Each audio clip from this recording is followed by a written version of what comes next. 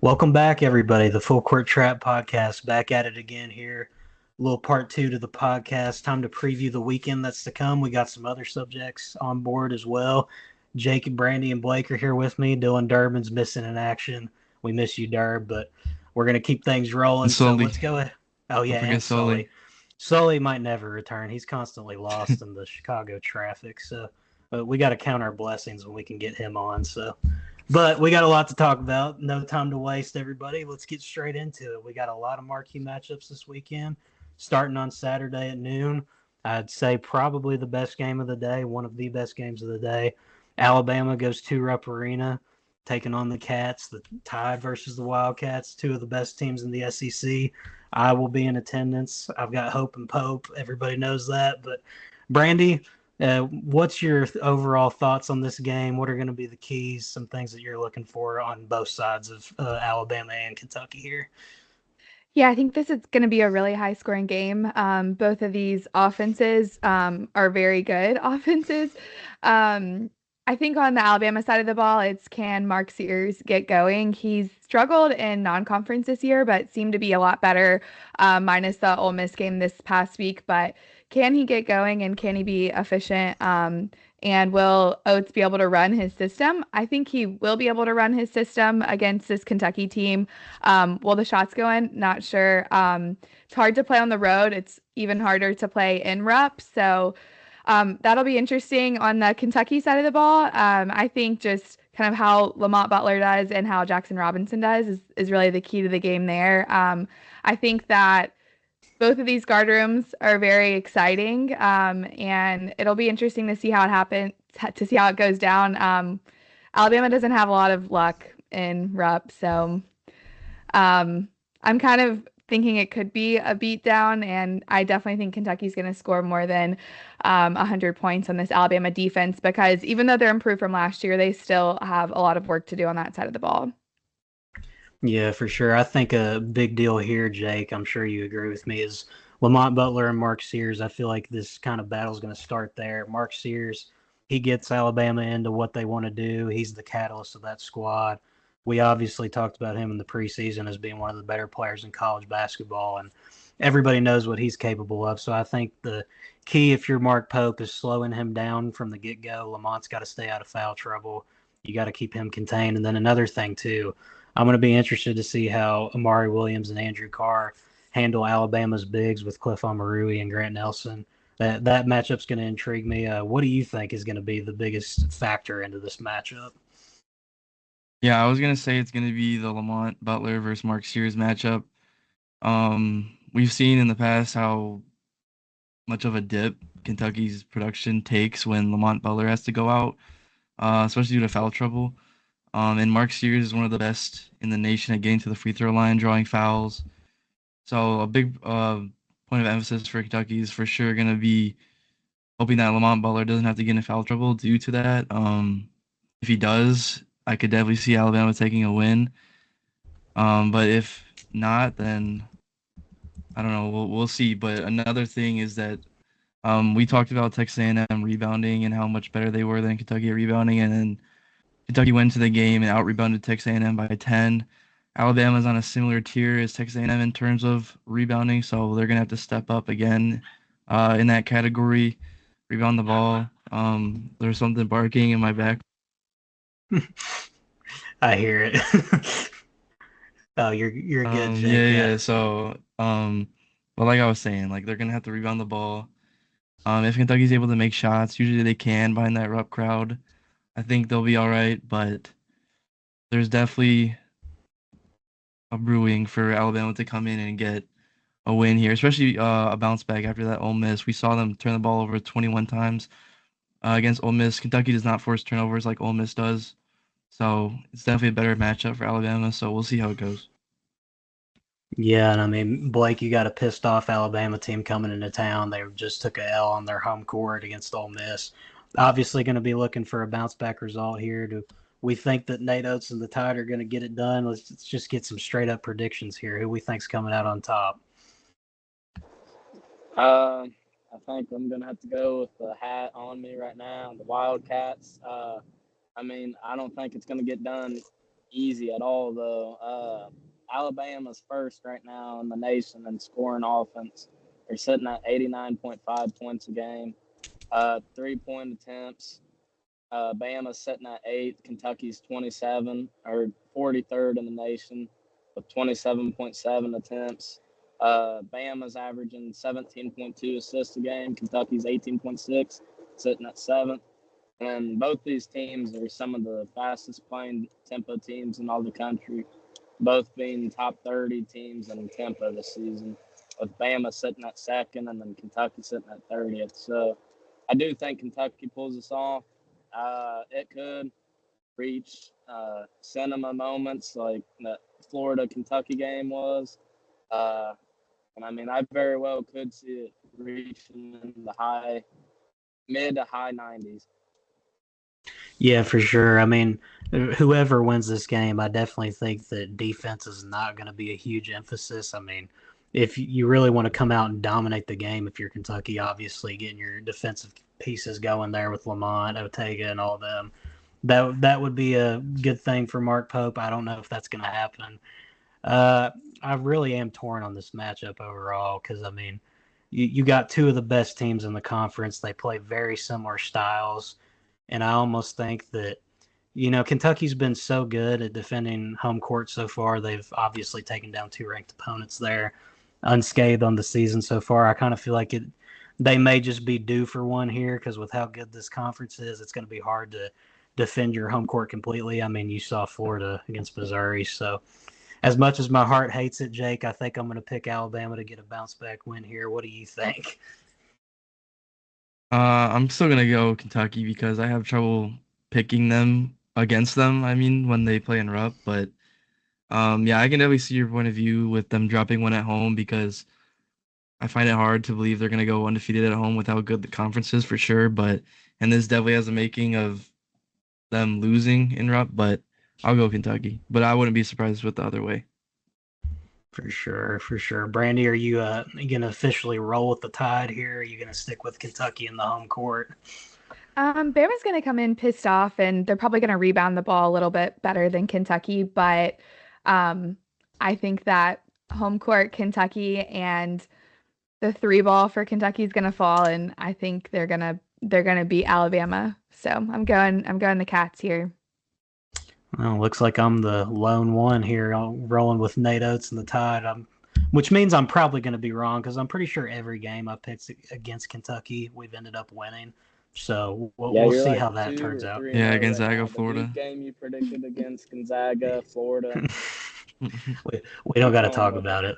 Hey, listen, I've got hope and hope, but I've got to be a little bit realistic here too. So, but no, I mean, I definitely don't think Kentucky's just going to roll over and get blitzed here. It just kind of feels like, they may be due to drop one because they've been so good against ranked opponents and all that. But we'll see. I could very well be wrong. I've been wrong many times so far this year. But sticking to the SEC, another game here, Auburn at Georgia. Now, this is an intriguing matchup because, Georgia, they're coming off getting blitzed by Tennessee in the second half. Didn't really look super impressive there. And, I mean, what way to bounce back than having the number one team in your building? So, Brandie, I think it's only right that I start with you since this is your Auburn Tigers. What do you think is going to be the key here? I mean, Broom's still out of the picture, but that wasn't a problem last game. Yeah, I think Georgia has a much better front court than Mississippi State. Really concerned about how we play Asa Newell. We've kind of struggled a little bit inside, even with Janai Broom healthy, against more athletic forwards. So a little concerned about that. And Sumto has been really impressive for them too. So I'll be curious to see kind of defensively how we guard their front court. Dylan Cardwell and Chaney Johnson have gotten in foul trouble this season, even with Janai Broom on the floor. And so seeing how well this team plays from a discipline standpoint is going to be huge. And I think the key to the game is run and gun with the guards, because if we don't, we're going to get eaten alive in the paint. I just think that Georgia's too athletic there without us having Janai on the floor. David Montgomery's kind of been a little underwhelming for Georgia in conference play. I think we're going to defend their guards pretty well.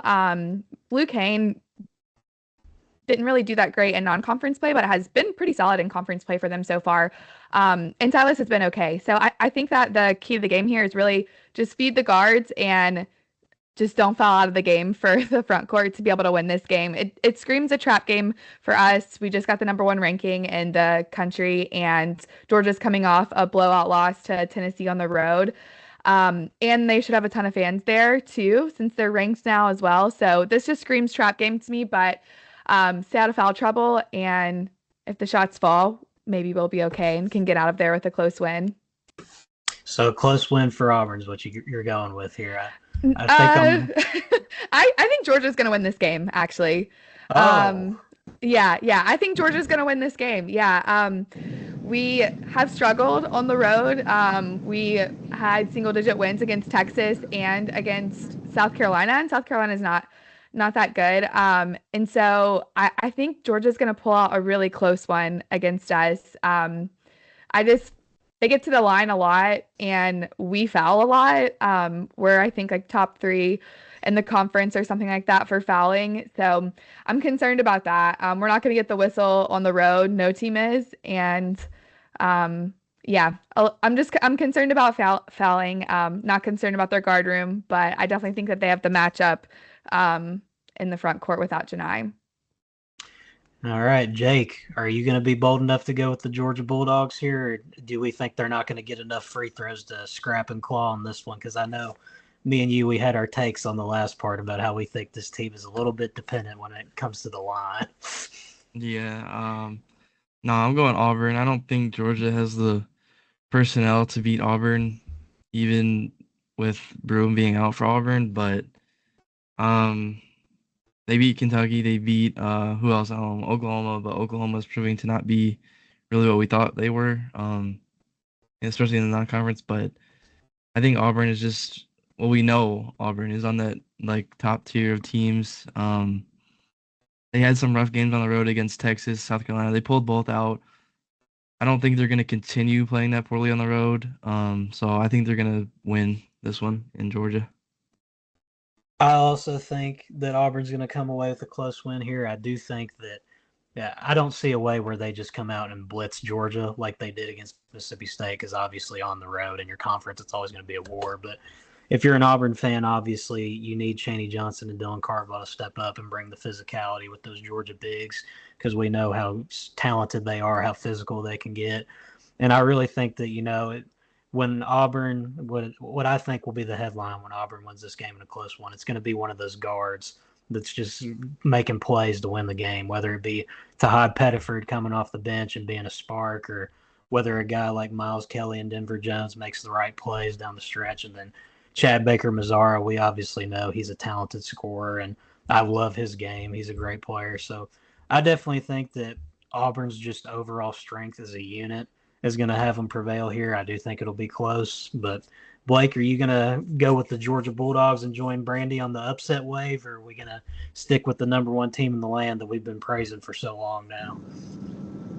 I'm sticking with my guns here. I'm going with Auburn. I think they overcome the home court whistle blowing of the Georgia Bulldogs. I don't think I've ever seen a team master the James Harden technique of getting to the free throw line as much as this 24-25 Georgia team. Like, it's unreal at this point. But, yeah, I think Auburn pulls it off, and I think it has the making of a big Tahad Pettiford game. I love Tahad Pettiford. I mean, me and Blake, I think we've been on the Tahad Pettiford train since about November now. We love his game and his ability to come in and shot create and just get hot. But we got more SEC action as well. This is a sneaky matchup that I'm excited about here. Well, not really sneaky, but the Egg Bowl basketball edition. We got Ole Miss at Mississippi State. Mississippi State, they're obviously reeling from that tough loss in the jungle, and then Ole Miss, they're riding the high of beating Alabama. So this is going to be a fun one to watch. I know that they're definitely excited in Starkville for this one over at the Hump. I was just there last weekend. Great environment. I'm sure it's going to be rocking again for this one with the in-state matchup. Jake, are we rolling with Chris Beard to keep things rolling here? We just talked about him previously and what a great job he's been doing and how he's got them at the top of the hunt in the SEC. Yeah, he's doing a great job, but I think for this one I'm going to go with Mississippi State, especially with the home factor. We saw how good, if it's as good as it was last weekend against Kentucky, it's going to be really hard for Ole Miss to win. They're going to have to play a really good game, but I think Josh Howard will get back on track. Ole Miss is 4-0, undefeated in conference play coming in. Like I was just saying, the hump should be packed. I don't know if it will. I'm gonna guess it will though. This is a rivalry game. Um, yeah, I think Mississippi State gets it done, and Josh Hubbard gets back on track to help do so. Yeah, for sure. And I mean, I don't know about you, Brandy, but after that Auburn game, I didn't really come away thinking anything less of Mississippi State. I just really think they went into a tough environment and had a bad performance. It's bound to happen. Every team's going to have it happen eventually. And I think this is really a point in the season where you could see them get things back on the tracks here. You got a rival coming to town, a fan base that's pumped up, that roster. It's as talented as any in the conference with guys like Hubbard, Claudell Harris, Cameron Matthews, and I think that they're going to get their lick back here and win this rivalry game. I think Hubbard breaks out of his little slump. And I don't know about you. What are you thinking about the Bulldogs and the Rebels here? Yeah, I think this is a tad bit of a mismatch inside again for Mississippi State, but I don't think it's going to matter too much because their guards are going to show up at home. The crowd's going to be behind them. Um, I also think that Josh Hubbard hasn't been shooting that well, but he's been asked to do a lot more against some of the teams that he's had to play against. And Ole Miss doesn't have the strength on offense like the teams that Mississippi State has had to play recently. And so I don't think he's going to feel as much pressure. I don't know if Riley Kugel is going to be healthy for this game, but I do think Mississippi State needs to get him healthy to be at the level that they were playing at before conference play started. I definitely think Mississippi State's going to win this rivalry game at home. Ole Miss is due for a loss. I do still think, though, that Ole Miss will do well in the paint, and that's where a lot of their points are going to come from in this game. I'll be curious to see how well Ole Miss defends this Mississippi State guard room because even without Kugel and without Josh Hubbard being as strong as he has been, they still have done decently well. So I also think that something that has been concerning for Mississippi State has been their defense, which is kind of weird to say for them. So something to keep an eye on in this game is can their defense kind of get back to what we thought it was at the beginning of the year. I don't know. So we'll see there. But I'm going to be watching their defense because it's kind of been underwhelming lately. Yeah, for sure. I definitely think if you're Mississippi State, a point of emphasis here has to be slowing down Malik Dia because he's been playing really well recently. Guys like Sean Padula, he can get going when he's hot. Matthew Morrell, Dre Davis, they have a very solid group of guards there and very talented. And I think that that's definitely you obviously got to slow them down to take advantage of your home court, defend it, and win there. But Blake, I'll turn to you. Last but not least, do we think the hump prevails and those fans down in Starkville carry them to a victory and Hubbard gets going, all these things we've talked about? Yeah, I got Mississippi State in this one. I'm not going to beat a dead horse because you guys have touched on really everything I was thinking. But, yeah, Josh Hubbard, breakout – or not breakout game. He's a good player. But get back on track game. And I don't think Malik Dia will have as good of a game as he did against Alabama. I feel like he always has these games like every once in a while where he has like 20 plus, some boards, shoots it like crazy from the field. He did it against Kentucky, I remember, a couple years ago. Might have been his freshman year when he was at Vandy. But yeah, I think Mississippi State pulls this one off. Yep, I'm on board with you there. Give me a Stark Vegas to prevail. But switching out of the SEC for a little bit, it feels like we talk about the SEC ad nauseum with how electric they are and how good. We're going to go over to the Big Ten. Purdue, they're going to Oregon at 3 o'clock tomorrow on NBC and Peacock. This is an intriguing matchup. We haven't really had much to say about Purdue recently. They've had their struggles, but they've also had their good moments as well. So this is an intriguing matchup, Jake. I don't know who you got, but I'm going to have to ponder this one just for a minute before I make my prediction.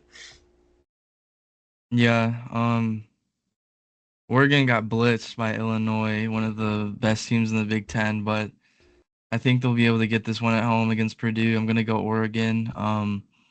We saw with other matchups this year when Purdue plays a good team, they kind of succumb to the pressure and intensity of the game. It feels like, especially when Braden Smith isn't on the floor, they're turnover prone. Obviously, Posek, Edey, so they need a lot more options, and they haven't really got that in a lot of times this year when they've needed it. So I'm going to go Oregon at home. Blake, I know you've had some strong thoughts on this Purdue roster in the past, so I'm going to hand the mic over to you on this one. What do you think about this game? Is Purdue going to get one here, or are you going with the Ducks? If I had to be honest, and if I was allowed to put like a picture right now over the screen, I'd have a meme that says like "Battle of the Mid." Like this game is not going to be fun to watch. Purdue's not very good. Braden Smith, he's obviously one of the best point guards in the game. TKR's had a really good year. CJ Cox has had a breakout season as a freshman. But besides those three and Fletcher Lawyer somewhat, like every now and then, a team like they don't impress me. Oregon's been really up and down this year as well. But I mean, I guess I'll go with Oregon here. Purdue, I just don't think they have it in them to go on the road at Oregon after just going to Washington and having to go all the way back to Oregon. So I don't think they have it in them to pull it off. Yeah, for sure. I mean, that's another thing too with conference realignment that I don't think we talk about enough. You got teams like, Purdue, they're traveling out to Oregon, and I mean, that's a Midwestern school. So, like, teams are going to start building some fatigue here as these time zones get jumbled up and everything's all messed up now. That's college sports for you in this modern climate. But, Brandie, Oregon's last 3 games have been decided by 4 points or less. So, they've definitely had some hiccups, and those were against Maryland, Ohio State, and Penn State, not the greatest opponents. And then when they played their last quality opponent, they obviously got blitzed by Illinois, like we mentioned. So Oregon stock isn't super high now. They do have the quality wins in the non-conference against like Alabama, Texas A&M. I think they got one on San Diego State too, if I'm remembering correctly. But what do you feel about this Oregon and Purdue matchup? Blake called it the battle of the mid, and I don't know if I fully agree, but I kind of get where he's coming from. What do you think? Yeah, Oregon keeps finding ways to win games that they shouldn't be winning, which is really interesting to me. We'll see if they can keep that going here. And on the topic of Braden Smith, since the Auburn game, his last 6 games, he's been in double-digit scoring figures in 5 of those 6 games, and has been really impressive since they played Auburn. And he's done that at home and on the road too. And so I think this game is really going to come down to, can Braden Smith keep it going on the offensive side of the floor? Because if he's on, then I don't know if Oregon stands a chance here. But I do think Oregon is slightly better on the defensive end, and that kind of could pose a little bit of trouble for Purdue. I really think it's going to be a close game. I think the line on this game is like 2.5 or something like that. Oregon's favored. I think that they're due for a loss, but going on the road, especially cross country, it's really hard to do. And I think that there's going to be a good inside matchup between TJ Mamba and TKR, which will be really interesting to watch. But I gotta go. I think I'm gonna go with Purdue here. Their guard room is just a lot better to me than Oregon's, and Oregon's due for one of those close losses. And Purdue, I think, is a better coach team than Oregon is. Yeah, for sure. And I mean, I think one of the most important things when it comes to college basketball is having elite guard play. And like you mentioned, Purdue, they have the better guards in this matchup. And I think that it may just be as simple as that when it's all said and done here. Braden Smith, he's been hot recently. I think he's going to keep it up. It's definitely going to be a close matchup. I think upon further reflection, I'm going to go with Purdue here, but definitely going to be one to keep your eyes on. And I mean, Matt Painter, obviously, I think it's easy to say he's a better coach in this matchup. So, better coaches, better guards. I think that just adds up to a Purdue win. So, not much more to say there. Another Big Ten matchup. This one's on Sunday, actually, not on Saturday. Illinois, they're going to Michigan State. This is going to be an interesting game as well. It's good Big Ten basketball this weekend. I'm definitely going to be tuned into this one as well. Illinois, they got one of the best freshmen in the country over there with Kasparis. He's playing at a level better than just about anybody in college basketball. When it comes to freshmen in the country, he's up there with, obviously Cooper Flag's at the top of the food chain, but he's following close behind. And we've mentioned that he's entering kind of top 3 status. So, Blake, I'll turn to you first on this one. What do you think? You gonna roll with Brad Underwood here in Illinois, or is those Magic gonna get it done over there at Michigan State? This is at the Breslin Center, I will add. So keep that in mind when making your decision here. I feel like you could flip a coin and like you could be right in this one. Like it's two really good teams right now. But I'm going to go with Michigan State here. I think Jace Richardson will have a 15-plus point game. He's been really efficient, probably one of the more efficient freshmen this season in the entire country. And then I think Jaden Akins will also have a solid game as well. So Yeah, for sure. Jake, are you going to roll with the Spartans in this one, or are you going with Illinois?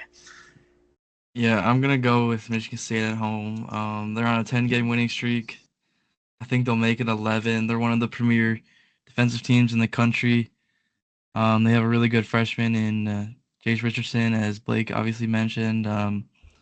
Senior Jaden Akins is having a good year, almost 15 a game. Reggie Fiddler stepped up in their last one, had a season high 18 points. Yeah, I just think the Breslin Center will be too much for Illinois to overcome, and I think Michigan State will get it done. Yeah, for sure. I mean, I do think that this game really is a toss-up, and I'll turn to you, Brandie. Do you think this game's as much of a toss-up as we think it is, or are you going one way or the other on this one? Yeah, I think this game is a toss-up. Michigan State's quietly been getting really better as the years gone on. They kind of started off a little bit shaky. Um, and Illinois is more in the spotlight, but Illinois still is the best rebounding team in the country, and they're really athletic, still young though, so it's harder for them to win on the road. Um, I like the matchup that we're gonna see between Jakku and probably Jace. I'm assuming it'll be close to that. Um, I think I got to go with the Spartans here. This game's on Sunday though, which is going to be interesting because it's a big NFL weekend. Curious to see like how many people truly show up for this game. But Michigan State fans love their college basketball, and this is a big game in deciding, and probably will be in deciding the Big Ten champion. So I'm going the Spartans here. I think that they finally figured it out a little bit more on offense compared to how they started the season off, and their defense just continues to get better and better as the year goes on. So I think that the defense is just going to be too much for Illinois to handle, especially as a young team on the road. Yeah, this definitely feels like a spot in the Big Ten where you can kind of see some separation at the top start to be made because these are two of the better teams in that top half of the conference. I do think that home court really does play a huge advantage in college basketball, maybe more so than just about any sport. So I think I'll go with State here. I don't know what to think about this overall. I mean, it's hard to pick, but yeah, I'm just going to roll with the home court here. I like Michigan State, but the Big Ten. Sorry, I got a phone call notification pop up on my laptop there, but we got in the Big East. Well, before we continue, I gotta hop off, so I just wanted to yeah, you're out of say here. peace out. Later, Jake. And then we are now down to 3. We've lost Derb and we've lost Jake, but we're going to keep rolling here. We got Creighton at UConn in the Big East. This is another intriguing matchup. Creighton hasn't really lived up to the expectations overall this season. I definitely think that UConn's going to get it done here, but this is an interesting matchup just to follow because there was some chatter with Creighton in the preseason about them possibly being one of the better teams in the Big East, and they haven't lived up to that standard. But Blake, I assume we're going with Dan Hurley pretty easily here. Yeah, definitely taking UConn here, but I do think Kalkbrenner will give UConn some issues in this one. I mean, Kalkbrenner has been kind of underwhelming since the start of the season, but he's still an elite player. And this UConn team, their front court isn't like insanely good, I feel like. So I do think Kalkbrenner's size and length will give them an issue. Yeah, for sure. I mean, not a whole lot to talk about here overall, Brandie. I definitely think that this is just a matchup of the better team's going to win, and never can bet against Dan Hurley in these kind of spots either. Right. And UConn also didn't have a weekday game, so they had a little bit more time to prep for this game too. Yeah, I'm just not impressed with this Creighton team this year. Even with UConn not having Liam, because I don't think he's healthy yet. Yeah, I still think UConn's going to win this and defend home court. They're on like a 28-game home court win streak or something like that. And Creighton just doesn't have the guys on offense, kind of how they had last year, which I don't know. I just don't love this Creighton team, and I think that UConn is more athletic in their guard room and can find some shots.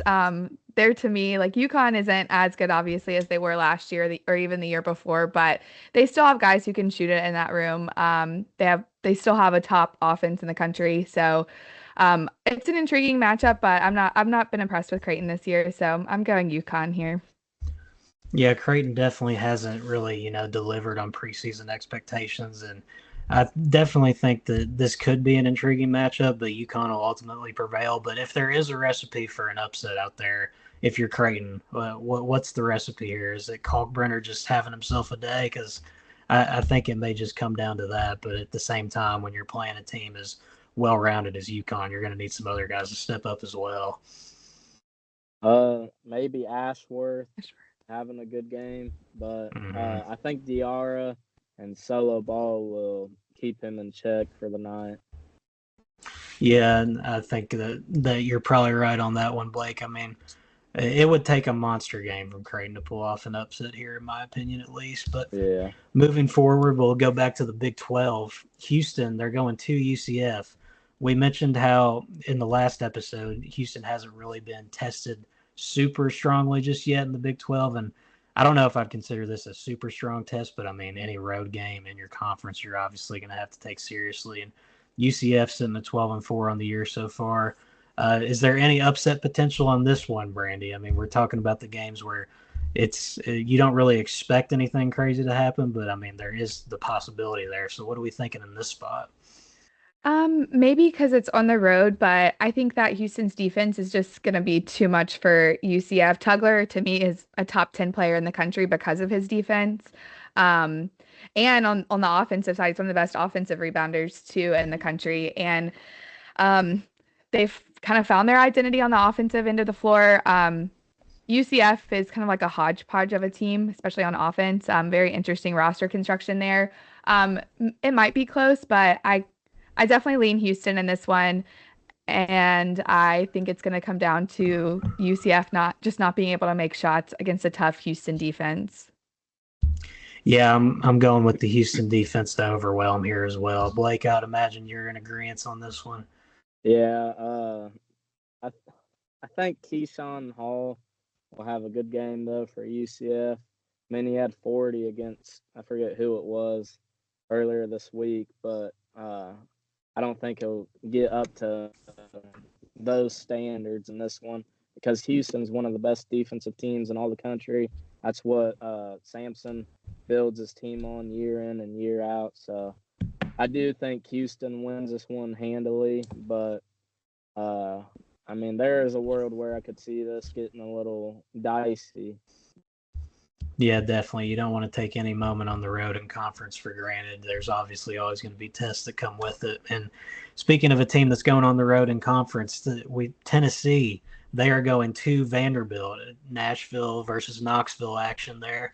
Vandy, they're coming off the thrilling win against South Carolina, had that and one layup to kind of seal the deal there. Tennessee put away Georgia pretty handily in the second half, but Chaz Lanier, he's kind of still trying to find his shot a little bit as we get into conference play here. And I don't know about you all, but I think that this is probably going to be a get-right game if you're Chaz.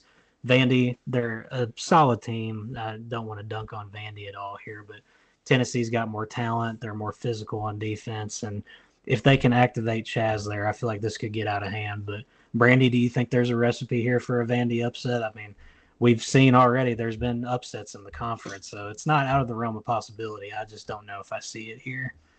Yeah, I actually do think there's a little bit of a recipe for an upset here. Tennessee's defense is going to travel like it always does, but we've seen in years past where Tennessee goes into Vanderbilt and gets close wins or they end up losing. Weird things happen in Memorial Gymnasium here. So I honestly think that there's a possibility for a little bit of an upset here. Um, I don't know if this is a get right game for Chaz.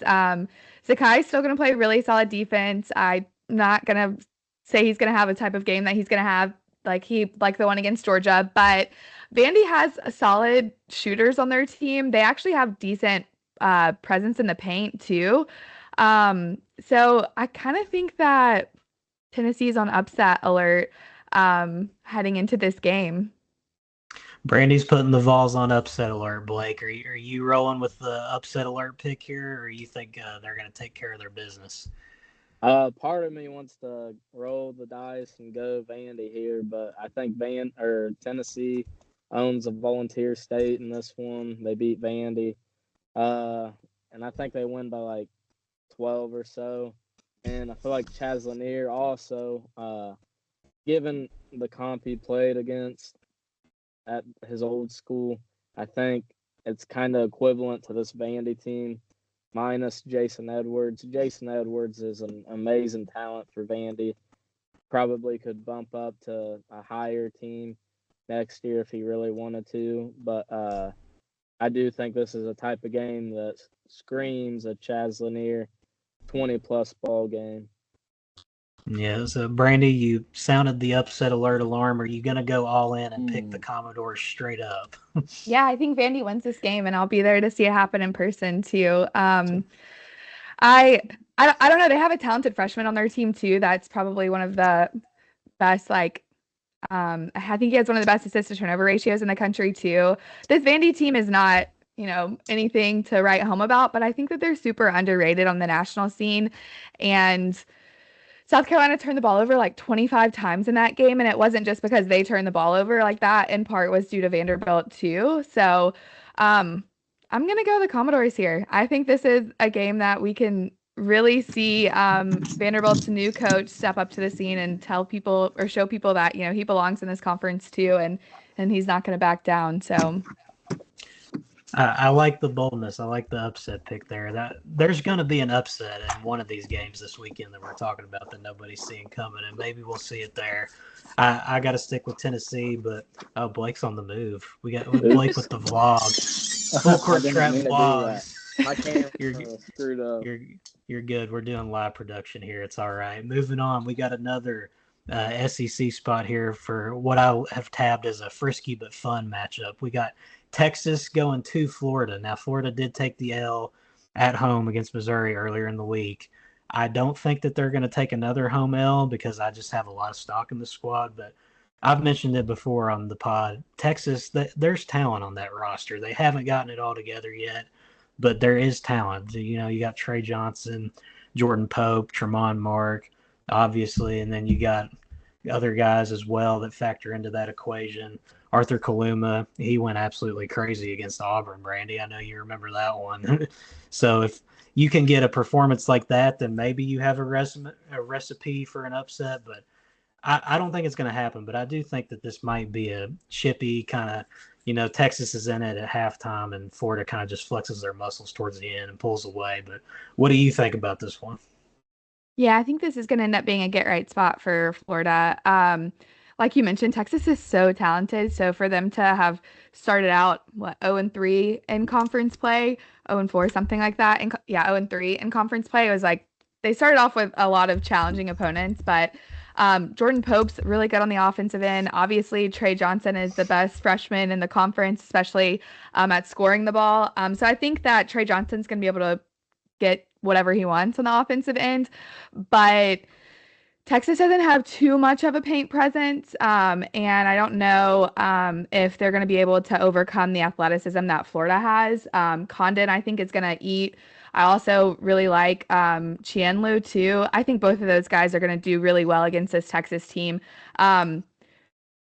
Yeah, I think I kind of agree with you. Like, it's going to be a close game around halftime, and then Florida's just going to flex their muscle.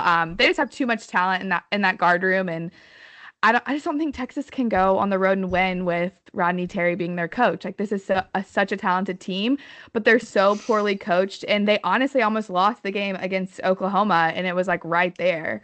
So luckily they came out with that win for them, but there were so many times in the last 3 minutes of that game where I was like, "What? Like, how is Texas doing that? Doing this?" And then Arthur Kaluma, like, he's good, but he's not going to have that performance that he had against Auburn. I don't know if he'll have that again, actually, the rest of the season. He may have it a few other times, but like that was just an insane performance. Like, he was making crazy contested 3-point shots. So yeah, I think this is definitely a good get right spot for Florida, and I just don't see Texas being able to keep pace or tempo because they're not a fast tempo playing team, and Florida is.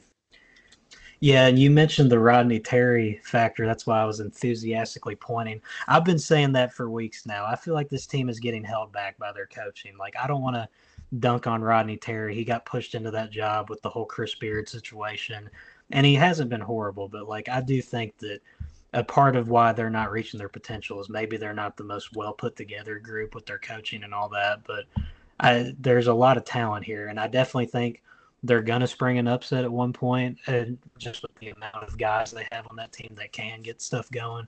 I don't think it's going to be tomorrow against Florida, but Blake, you want to be bold enough to go with the horns here? Or are we going to roll with the Gators in a bounce back spot completely? I'm gonna say Florida wins pretty handily. I mean, they're just too good as an offensive team, and their offensive rebounding is insane. I don't have the stats in front of me, but I'm assuming they're like top 10 in the country with how wild they are. With like, uh, I forget his name, Chinawoo or something. Chandler, yeah. Yeah, that Yeah. dude is insanely good at offensive rebounding. He's really raw as a player. Like he's not really like skilled at anything besides rebound, and I feel like that, and he just pure like emotion. Like he just don't care. He just goes out there and busts his ass basically. But yeah, give me Florida. Maybe a Chinoo game. Yeah, for sure. And moving over to the Big 12, we've got Iowa State. They're going to West Virginia. Country Roads are calling Iowa State in for the weekend after that big win against Kansas. We all know, obviously, how good this Iowa State team is. The podcast has been all in on Iowa State from the start of the season. And I definitely think that, road matchup, it's going to be tough. But I feel like I'm beating the drum over and over here. But conference matchups on the road, they're always going to be tough. West Virginia, they got a guy like Javon Small. When he wants to get going and get buckets, he's always on one, and he can get them. Oh, there goes Blake. Anyways, we got Javon Small. Obviously, he's a known bucket getter, and then on the other side, you got Curtis Jones. That's going to be a fun matchup to watch, Brandie. I'm not picking West Virginia here, but I do think that there's some possible intrigue with the matchups that we got in this one. Right. And this West Virginia team is better than what people expected going into the year, and they've gotten some nice wins. I think Iowa State, though, is in a similar spot to Auburn, where it's like they're playing so well, but they're also due for a loss. But it's almost like, okay, these teams are still shooting the ball really well, and they haven't really seen regression there like you normally see, and both of them will in a game or two, but I'm not sure that either of these teams, like Auburn or Iowa State, are going to see like true regression as the season goes on. And so I want to say like West Virginia, just because Iowa State's going on the road, they keep winning. That close game against Texas Tech was crazy.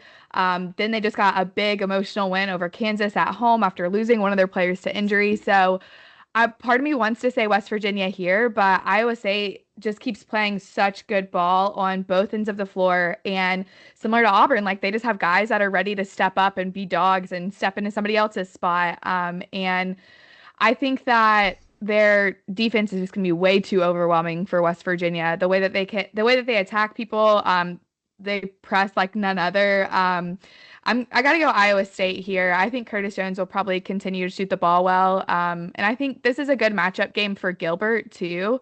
So I'm going Iowa State here to keep it rolling. Yeah, I think Iowa State to keep it rolling obviously is the safe pick, but there is obviously the potential for the upset. But I've been looking at Iowa State's schedule here, and I think that the opportunity for them to get picked off on the road is coming on January 27th when they go to Arizona.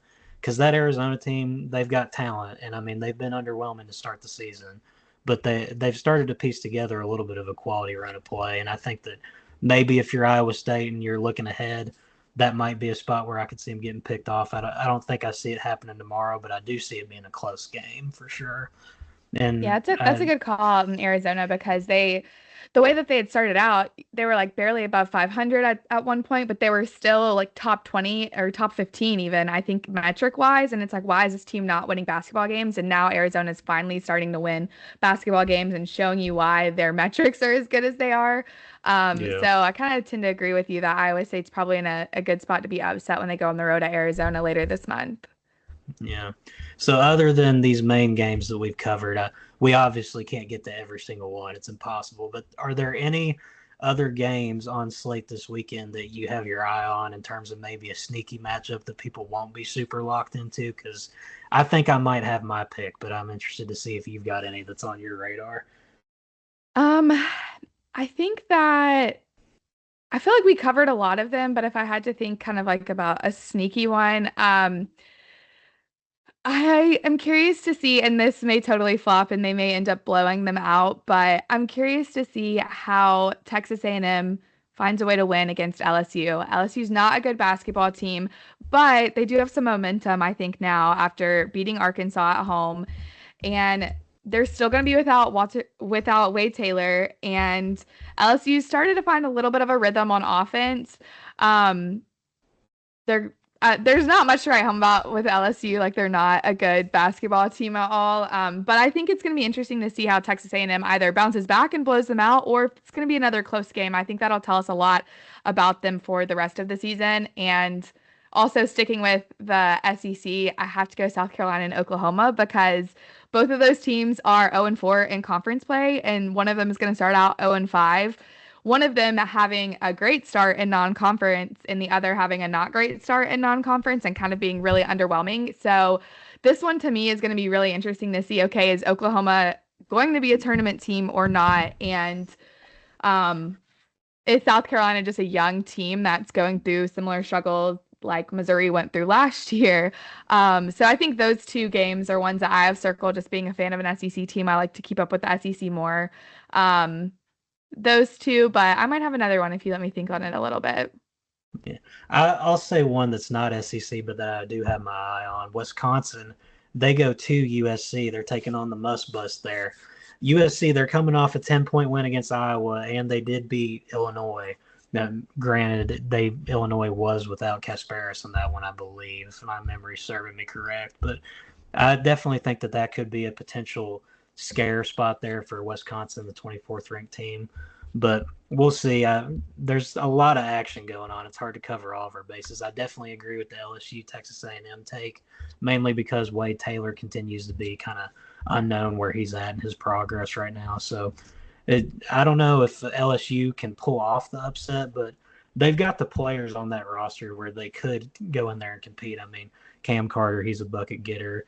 Dameon Collins, you saw him in the Arkansas game. He was a spark plug there in moments. And it's not like a completely untalented group. I just think they're kind of incohesive at times, but they did get right against Arkansas. So you got to be enthused by that if you're a Tiger fan and you want to see some progress moving forward. But I think that about wraps up the weekend segment of everything we got going on. And I want to transition. We're getting to the time of year where bracketology is starting to emerge here. We got teams that are being officially put on the bubble early on here in conference play. And I saw a tweet from John Rothstein earlier, I believe it was yesterday, where he posted the odds for a couple of bubble teams to make the tournament. There was Arkansas, Indiana, Iowa, Louisville, North Carolina, and Ohio State.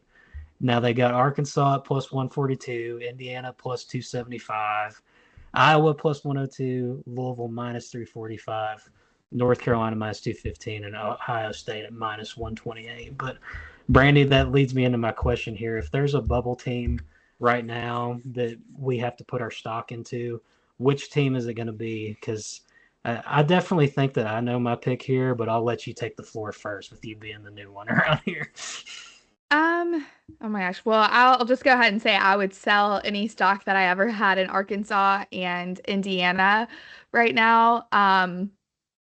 Just not good basketball teams and have no momentum and a lot left to be desired for both of them. But I would have to go, and this is kind of chalk because they're both favorites, but Louisville or North Carolina. And that's really because the ACC is so incredibly weak that they're really not going to be tested the rest of the year. And except for when they play Duke. But outside of that, like both of these teams and each other, both of these teams have relatively easy schedules to finish out the season because of the conference that they're in.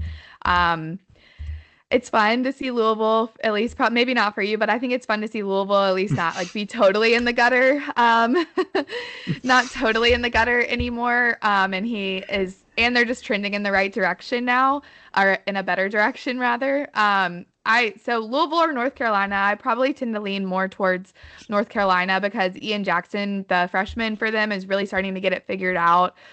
They still have a lot of struggles on the offensive side of the floor with their guard room, but the talent is there. It's really coaching to me that's the issue. But if I had to choose one of them, I would definitely pick UNC, I think, over Louisville, just because Louisville is a little bit more banged up, and I just think the talent level in UNC's higher. It puts their ceiling higher. So I'm going with UNC.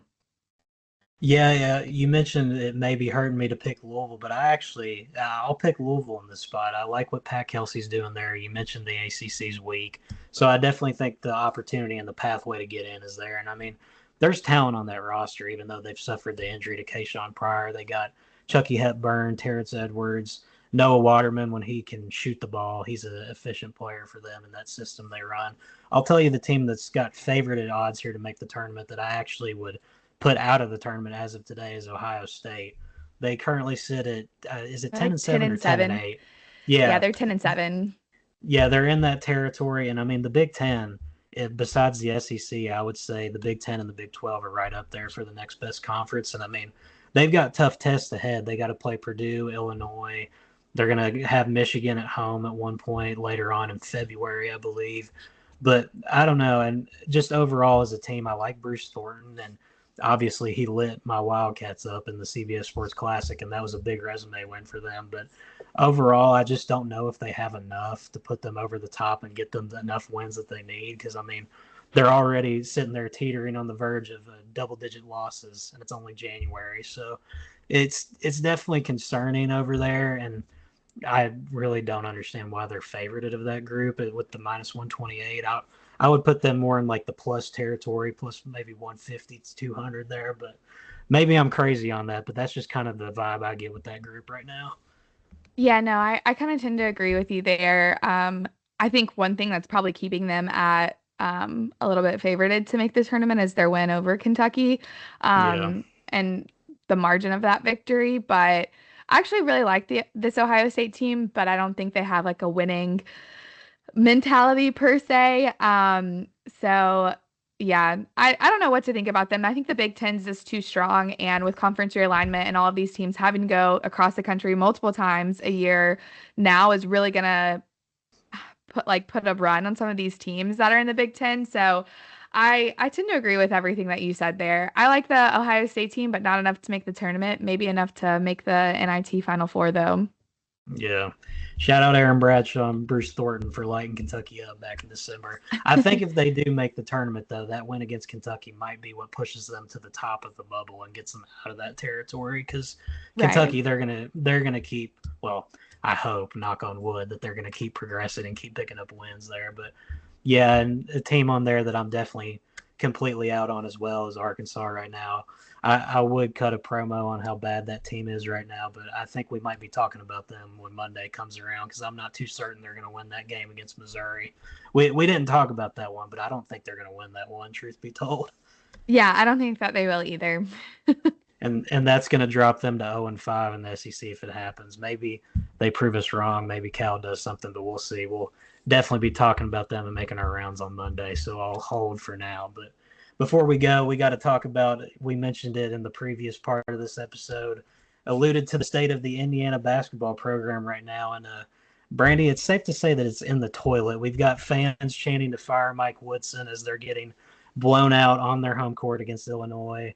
It's really starting to look like it's not a matter of if he gets fired, it's when.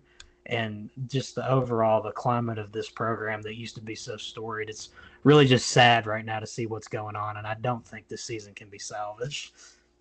Yeah, I think there's a very small percentage that this season can be salvaged at all. The fans are not bought in. I think many of them weren't bought in before the season, but saw how he did. Um, Basically going into the portal and getting the guys that he did. But yeah, they need to get rid of him. I don't know how, like, a guy who doesn't believe in analytics in 2025 in college basketball or in the sport in general, you're just not going to find a lot of success with the style of basketball that he plays in this day and age now. So yeah, I And the roster is talented, but it's similar to Kansas, where it's like a lot of guys who are very talented but don't fit well together. The only difference is Mike Woodson is a coach and not Bill Self. So Kansas is able to find a way to win games because they're actually a well-coached team. They just are a poor constructed roster, whereas Indiana's a poor constructed roster and a poorly coached team. Yeah, and I mean, I was super high on them in the preseason. I think it was Sully that mentioned Miles Rice as one of the impact guys he was looking for this season, and he's a quality player. But I mean, this team as a whole is just a disaster. You've got Umar Ballo going out and partying before games and whatnot. It seems like they're in the middle of a culture crisis over there, and I really think when you lose a grip on that, it's just hard to save. And you mentioned Woodson not being dependent on analytics. Like, that's kind of impossible to do in this day and age because you see the coaches that are at the top of the sport, they're all utilizing advanced analytics. I mean, Woodson, you got to get on Evan Maya, Kim Palm, Net. We got to get you tuned into all that stuff. But before we go, I guess we mentioned that we think it's only inevitable when Woodson does lose his job. So let's say he gets canned, I don't think it's going to happen in season, but like if Indiana were to can him tomorrow, what's the first call you're making if you're the athletic director over there in Indiana? Yeah, as long as you don't care about PR, I would say Chris Beard. He's in the Bob Knight coaching tree. So I would have to go with him, and he's already shown a lot of success at Ole Miss in just year two. So I definitely am going him. And then my second call would be to Dusty May, also in the Bob Knight coaching tree. They really love that coaching tree over there in Indiana. So, and he's done an incredible job in year one so far at Michigan, and we saw the success that he had at FAU. So those would be the top two guys that I would call if I'm Indiana. Both of those guys are still young, up and coming guys in their career and have had substantial success at every stop that they've been at. So I would go Chris Beard first and Dusty May second. Yeah, I mean, I feel like last year when Dusty May was kind of on his way out of FAU, that might have been the time to make a move if you were Indiana, but they decided to stick by Woodson. And I think that might come back to burn him because I think Dusty May might just be happy in Michigan and kind of want to keep building things there, but he could also be led astray as well. I like the Chris Beard thing. There obviously are some background issues to get past there with him, but you can't deny the job he's done at Ole Miss and even at his previous stops. We actually Now, this was a crazy hypothetical we mentioned on a previous episode before you were on with us, and I'll get your take on it. What if Indiana called up Florida and wanted to talk to Todd Golden? We think there's any way that Todd Golden gets lured away for a Big Ten job like Indiana or something like that. I said no. I think that he's got something cooking there in Florida, and I would not leave. Right. Florida historically is a really good basketball program. We saw what Billy Donovan did there, and their leadership is really bought into that basketball program from an NIL perspective. We've seen the transfer portal players that he's been able to get, and you can't get that without good NIL. So I honestly think it's going to be tough to pull Golden away unless it's for more of a blue blood type of team or an NBA team. I do not see him leaving for Indiana, even though historically Indiana is a really great program. They're still not, to me, like on a level of, say, Kentucky, UNC, Duke, or Kansas. That's the kind of job that I could see Todd Golden leaving Florida for. And in today's day and age, it's so hard to lure coaches away from areas or from schools where the expectations aren't necessarily as high as they are at some of these bigger programs that are historically known to be successful. Like Indiana's expectations are much different than Florida's expectations when it comes to winning basketball games and having postseason success, which does, I think, play a part in some of these coaches' decisions to stay at the schools that they've been at. I think Scott Drew not leaving Baylor is a perfect example of that. The Baylor expectations are a lot different than the Kentucky expectations, and I think that plays a part in some of these coaches' decisions. Yeah, I think it was Jeff Goodman, that said something about how Indiana should give Scott Drew a call. And if he's not going to leave for Kentucky, I don't think he's going to leave. I think he's just comfortable there in Baylor. And Sully, he's mentioned on the pod before, he thinks Scott Drew's almost gotten complacent at Baylor. And that's like a whole separate conversation. I mean, the team's struggling this year. We can talk about that down the road. I definitely think there's definitely some heat to that take, and I agree. But Indiana, in conclusion, it's a disaster over there right now. They got a lot to get fixed. A culture problem, coaching problem, roster issues. I mean, just a whole lot to get taken care of over there. But Brandie, I think that about does it for today. We got a big weekend to talk about on Monday when we get back to it. But for now, I think we've covered everything. So we'll be signing out, and we'll see you all on Monday when we recap the weekend. Everybody enjoy. We got a lot of big matchups on tap, and hopefully we're going to have a lot of intriguing things to discuss when we come back. But for now, this is Luke and Brandie with the Full Court Trap. See y'all later.